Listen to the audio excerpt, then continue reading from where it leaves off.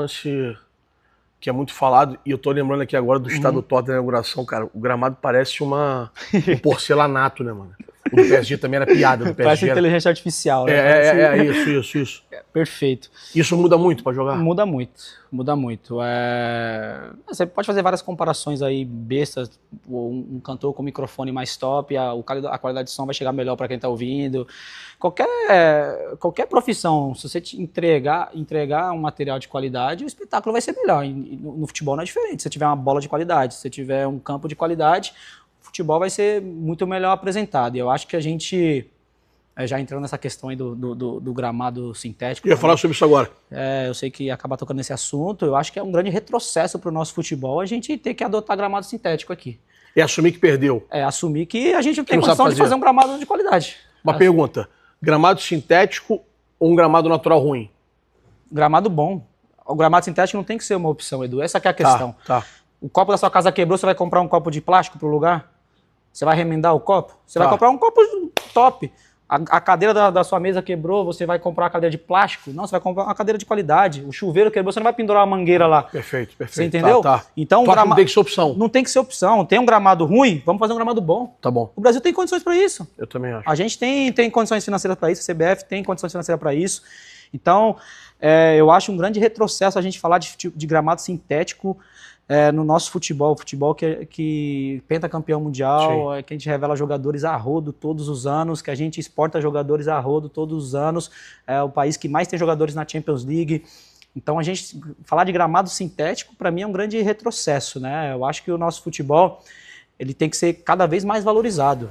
E o gramado sintético não é o caminho. Né? Você pega as principais ligas aí, e nem tô falando de questão de lesão também, porque eu sei que vai ter esse debate, cientificamente, bom tema, tal. Tá falando do jogo? Eu tô falando de jogabilidade, o jogo é diferente. Você jogar gramado sintético... Eu trabalhei muitos anos no futebol 7, programa sintético totalmente diferente. Você jogar no futsal é um jogo, jogar no futebol de areia é um tipo de jogo, jogar no gramado sintético é um tipo de jogo, jogar no gramado natural é outro tipo de jogo. Então, é um esporte completamente diferente. A bola fica mais viva, o kick é diferente, a mudança de direção é diferente. Então, assim, eu acho um grande retrocesso. Eu acho que se a gente quer competir com as grandes ligas, a gente tem que ter tudo da melhor qualidade. Né? Desde do gramado, da bola, da organização, ingresso, tudo tem que ser de qualidade, primeira linha. Porque eu acho que matéria-prima a gente tem muito. E é o somatório desses pequenos, entre aspas, né? É o somatório desses detalhezinhos. Melhor grama, melhor estádio, melhor vestiário, melhor bola. Tudo isso somado gera um impacto muito grande no produto final. Sem dúvida. No final gera muita diferença, né? Sem dúvida. E aí que tá a principal diferença deles lá é essa, tudo é de qualidade. Eles têm uma estrutura fantástica, desde o centro de treinamento até o estádio, o gramado é padronizado, tudo de qualidade, então no final... A tendência é ter um produto melhor, né? Lucas, quando você volta com a missão cumprida lá de fora, tipo assim, é o sonho de todo moleque lá fora. Você jogou em 2 gigantes. Porra, jogou as maiores competições do mundo, fez gols nas maiores competições do mundo. Jogou ao lado de grandes nomes. Verdade. Você volta com, tipo assim, tô voltando pra casa e aqui fico até parar? Ou você tem vontade de viver uma coisa nova? Ou tipo assim, não, vai ser aqui, eu vou parar aqui, ponto final. Cara, então, falando da passagem primeiro lá na Europa, muito feliz, muito realizado. Sonho de garoto mesmo, né? De poder jogar na Europa, de jogar numa Champions League. Jogou em 3 gigantes, 3, PSG, Tottenham e São Paulo. Não, São Paulo é o maior de todos. Obrigado, concordo.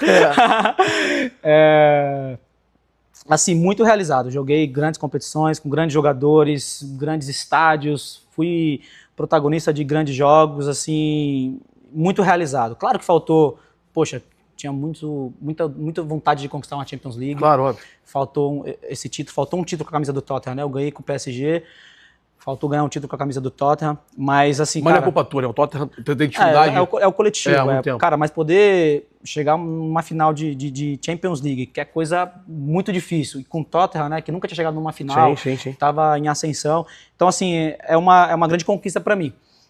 Então, muito realizada essa minha passagem na Europa. Voltando para casa agora, aqui para mim é diferente, né, Edu? Aqui eu fui formado aqui, São Paulino, sou da cidade, então fazer o que eu amo, que é jogar futebol no clube que eu amo, é diferente, é muito especial.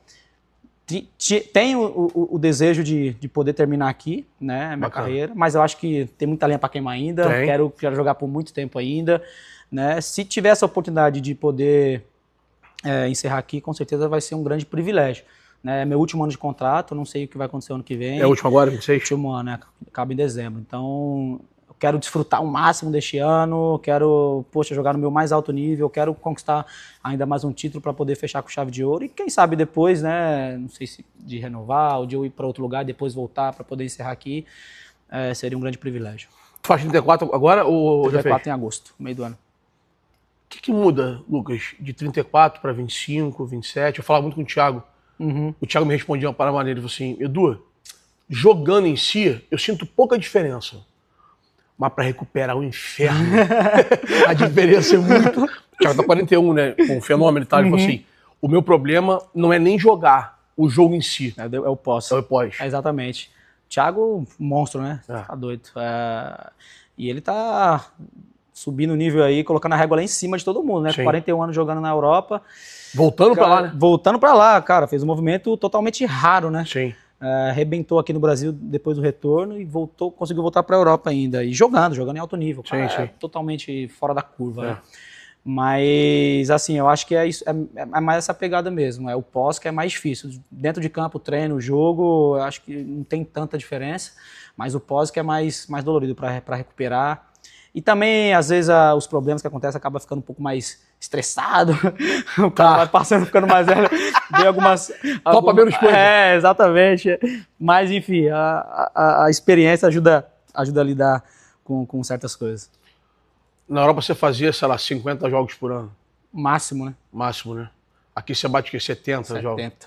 Isso impacta? Sem dúvida, sem dúvida. E você tem um agravante ainda aí que é o clima aqui, né? Que é muito diferente, você sai jogar lá no Nordeste. E um país gigante, né? Um país gigante, a viagem longa, né? Lá eu fui privilegiado de jogar no Tottenham lá, que é em Londres, né? Então pegava muitos jogos perto, né? De muitos times em Londres, né? Tottenham, Arsenal, Chelsea, West Ham, quem mais? E tudo pertinho, o país é pequeno. Então você vai de ônibus, não precisa pegar avião.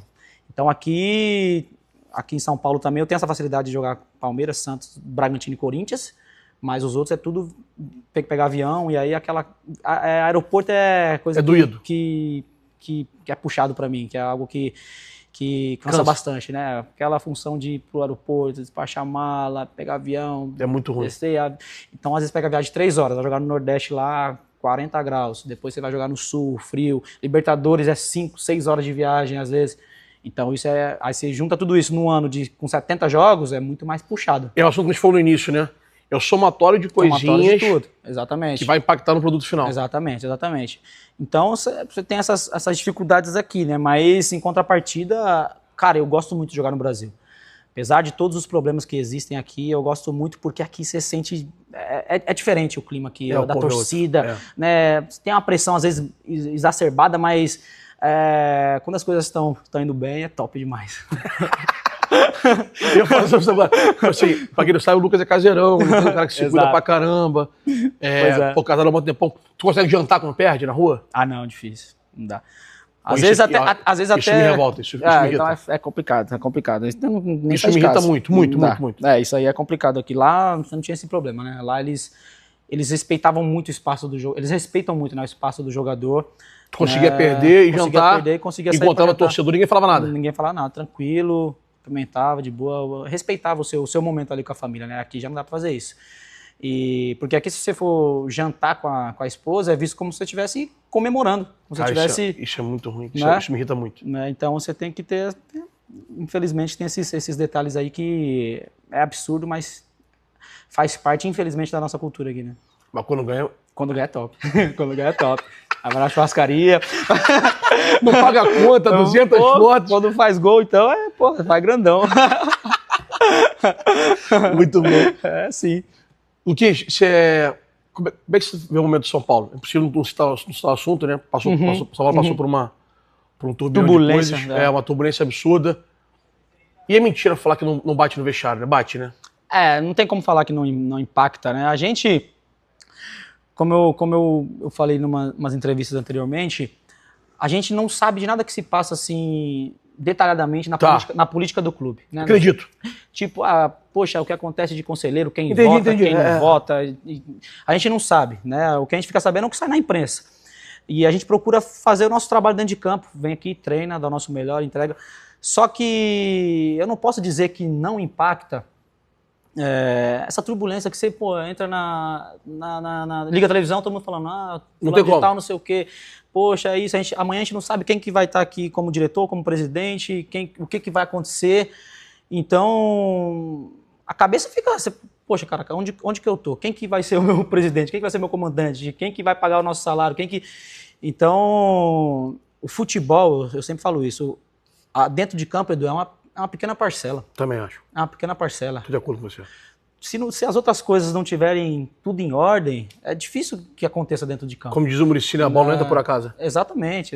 Então tem tudo a engrenagem que tem que funcionar. Também acho. Né? Claro que dentro de campo a gente é o principal responsável, tudo, né? Quando perde, quando está no momento ruim, não vou falar que a política que perdeu o jogo. Perdeu o jogo. Mas eu não posso dizer também que isso não impacta também. E a gente passou por esse momento de turbilhão triste. Eu, como São Paulino, fiquei destruído com esse momento. E vou te falar, te interrompendo, perde o raciocínio não. Uhum. Isso pro São Paulo é maior ainda, porque o São Paulo, eu tô 45. Pô, eu vi tudo do São Paulo dos últimos anos. Referência, muito tempo. Isso que eu ia falar. Tipo assim, a gente nunca imaginou exatamente o São Paulo passar por algo parecido com isso aí. Exatamente. O São Paulo sempre foi, tipo assim, mais organizado, ganhou tudo algumas vezes, sacou? Todo mundo tinha o São Paulo como exemplo. Deu uma bagunçada, né? Exatamente. Isso, e eu vivenciando isso daqui de dentro, eu fico muito, muito chateado, muito triste mesmo. Né? Mas eu torço muito e espero que as coisas se ajeitem, né? Porque, como a gente falou, São Paulo foi referência durante muito tempo em todos os aspectos, não só dentro de campo. E passar por isso é muito triste. Mas a parte, se é que tem uma parte positiva nisso, é que daí é só pra cima, né? Dá pra parecer mais coisa, né? Luquinha, dá. Dá, Lucas. É que vocês são São Paulo, o São Paulo sempre vem pra dar. Não tô falando Será? Que dá. Não tô falando que tem, não. Não é isso não, pelo amor de Deus. Não tô falando que tem que... Não é isso não, eu digo o seguinte, não acho que tá no pior não, que dá pra ficar pior, pior. Mas eu digo...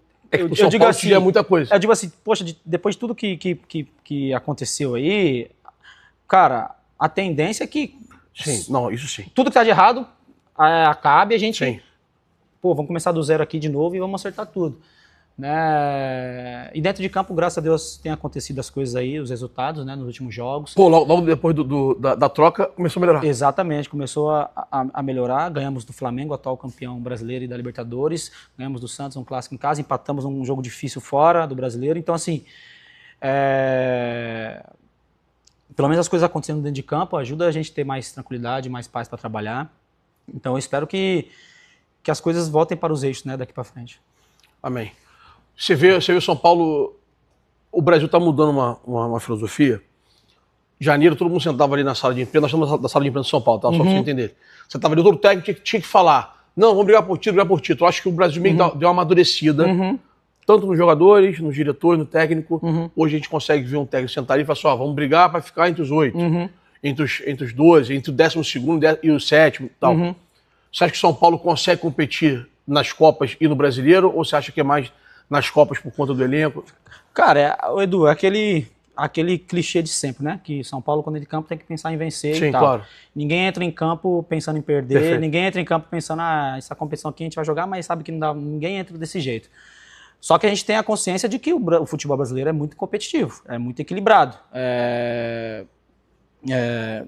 Então, acho que assim, a gente tem um elenco que dá para incomodar, dá para a gente sonhar com alguma coisa esse ano. Sim. Como todo esse problema que a gente falou, 70 jogos, viagem, tudo aquilo, dificilmente algum time, mesmo o Flamengo e Palmeiras, que está ganhando tudo nos últimos anos aí, brigar nas cabeças em todos os títulos.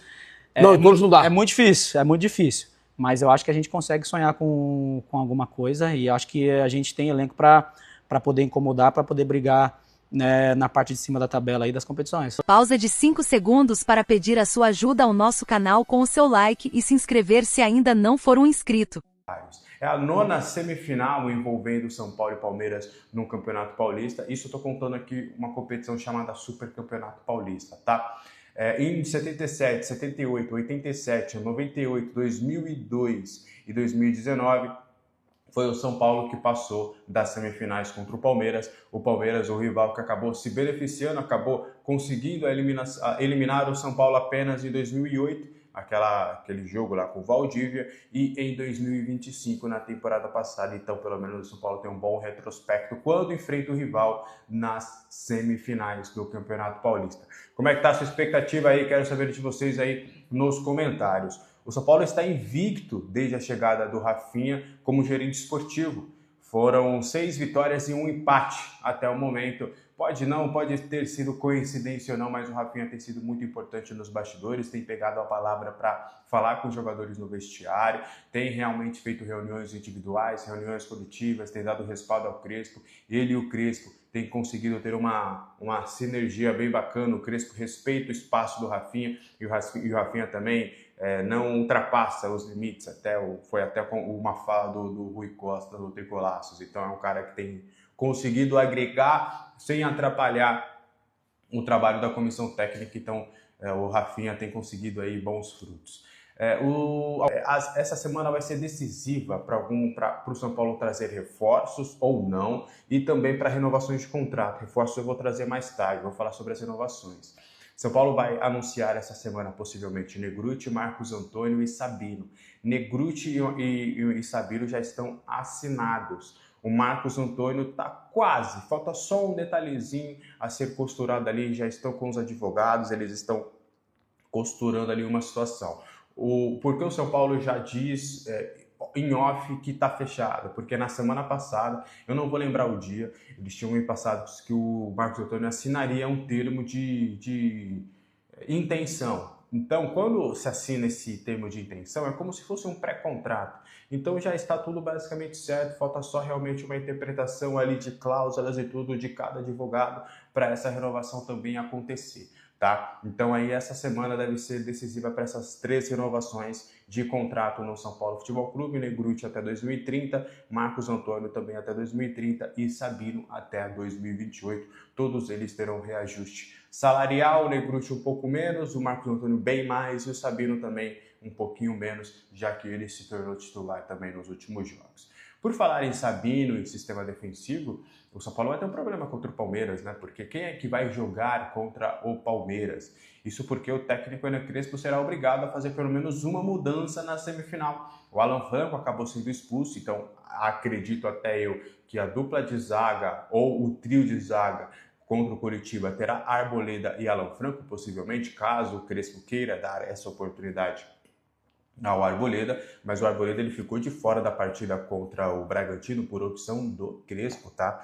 Ele acreditou ali que o Arboleda estaria atrás fisicamente dos demais atletas, porque ele voltou apenas a treinar nessa semana depois de resolver os problemas pessoais no Equador.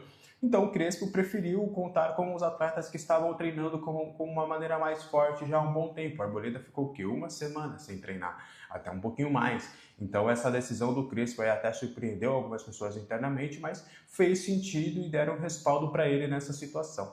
E aí o Crespo ele até não descartou a possibilidade de usar novamente uma linha de 3, até por jogar fora de casa, agora contra o Palmeiras, né? Vai ser mais uma maratona fora de casa. São Paulo enfrenta o Coritiba e depois enfrenta o Palmeiras. Então aí o Crespo agora tem essa questão a ser resolvida, né? Será que o Arboleda vai jogar contra o Coritiba? Até eu suspeito que contra o Coritiba ele vá com o sistema com 3 zagueiros, poupando ali alguns jogadores. Eu acho que a gente pode ter algo como Ferrarese, Alan Franco e Sabino, ou Ferrarese, Alan Franco e Doria contra o Coritiba, não sei, acho que mais ou menos nesse sentido, mas fica essa situação do Arboleda. Será que foi uma punição esse jogo contra o Bragantino e a partir de agora vamos esquecer isso porque o Arboleda é o nosso melhor zagueiro e vamos dar sequência para ele? Ou ele vai colocar o Arboleda realmente no fim da fila, visando esses próximos confrontos? Confesso que acho que dá para ter o meio termo, você escala o Arboleda em um outro jogo, deixa ele no banco, porque é o nosso melhor zagueiro. E acho que contra o Palmeiras, você como uma dupla como Ferrarese e Sabino, o Ferrarese eu não tenho 100% confiança. Ou ele joga, ou ele faz uma boa partida, ou ele acaba entregando a paçoca. Então é bem complexa essa situação de você poder contar com ou não com o Arboleda. Eu quero saber a opinião de vocês aí nos comentários. Reforços no São Paulo, será que ainda vem alguém? Como que está essa situação? E eu vou trazer essa situação importante, a gente conversou com algumas pessoas lá, e aí a gente vai trazer alguns bastidores, até o Rui Costa falou sobre isso, e aí a gente conseguiu apurar um pouquinho mais sobre essa questão.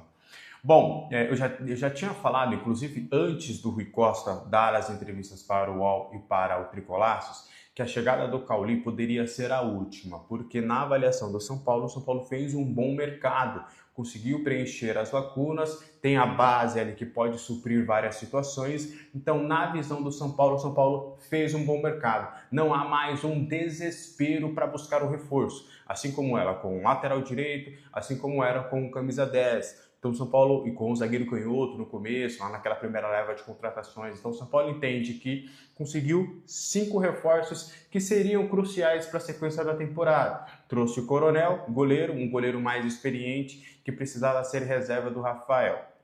Trouxe o lateral direito, o Lucas Amon, que tem jogado como titular. Trouxe o Danielzinho, que tem sido uma peça importante. Trouxe o Cauli agora, que também pode se tornar uma peça importante, e o Dória, que era um zagueiro canhoto que o Crespo queria muito naquela ocasião, porque ele jogava com 3 zagueiros e só tinha o Sabino para jogar por ali. Então a visão do São Paulo é que o mercado foi bem feito. Agora o São Paulo está observando oportunidades de mercado. E as oportunidades de mercado que me foi dito seriam novos Lucas Ramon ou Danielzinho. Jogadores até que se destacaram nos estaduais que poderiam surgir como uma possibilidade. O São Paulo tem nomes monitorados, tá? E monitorados não é negociando, não é que tem um interesse, é só de olho, estou observando, analisando, vendo situações. Eu vou dar um exemplo, um jogador que quase fechou com o São Paulo recentemente, que ainda é monitorado, principalmente pelo scout, pegando os números, pegando ali dados sempre, que é o Maceió, atacante que foi destaque da Portuguesa no Campeonato Paulista. Não estou falando que vai ter negócio pelo Maceió, tá? Só estou dando um exemplo. Então o São Paulo, o Rômulo, por exemplo, do Novo Horizontino, é um nome também que o São Paulo monitora também, ele que tem sido destaque também no Campeonato Paulista. Então o São Paulo está de olho em nomes, possibilidades, vendo a viabilidade. Por exemplo, o Rômulo seria muito difícil, porque até onde eu sei, ele está emprestado pelo Palmeiras e com certeza o Palmeiras gostaria de uma compensação financeira para negociar o jogador com o rival. O Maceió, até que ponto a Portuguesa liberaria o atleta por empréstimos que não for pago. Então o São Paulo só está observando. Aí se surgir uma oportunidade onde o São Paulo fale, poxa, realmente a gente monitorou, a gente fez uma perguntinha, uma consulta e viu a viabilidade dessa contratação. Então o São Paulo vai fazer nesta semana um monitoramento, vai analisar alguns nomes de estaduais, vai ver possibilidades para tomar uma decisão para ver se vai evoluir ou não em alguma contratação, tá? Isso quer dizer que vem reforço? Não. Isso quer dizer que o São Paulo está aberto a possibilidades. Então o São Paulo está observando, vai ver ali destaques do Paulistão, destaques de outros estaduais, o scout tem observado e analisado veementemente essa situação, esses nomes, analisando possibilidades, vendo números, vendo estatísticas, situações contratuais, para aí sim, depois, o São Paulo tomar uma decisão. Vale a pena, de fato, ir atrás desse jogador ou a gente vai olhar para a nossa base? Então é mais ou menos nesse cenário que está o mercado do São Paulo. Por isso que essa semana vai ser decisiva. Porque o São Paulo, se for fazer alguma movimentação, vai fazer agora, porque a janela fecha sem ser essa na outra terça.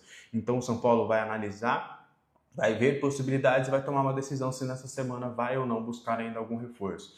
Eu acredito, pelo meu feeling, que o São Paulo não deve buscar novos reforços na janela de transferências. Mas eu quero saber de vocês nos comentários. Você gostaria de mais algum reforço? Deixe aí esse review.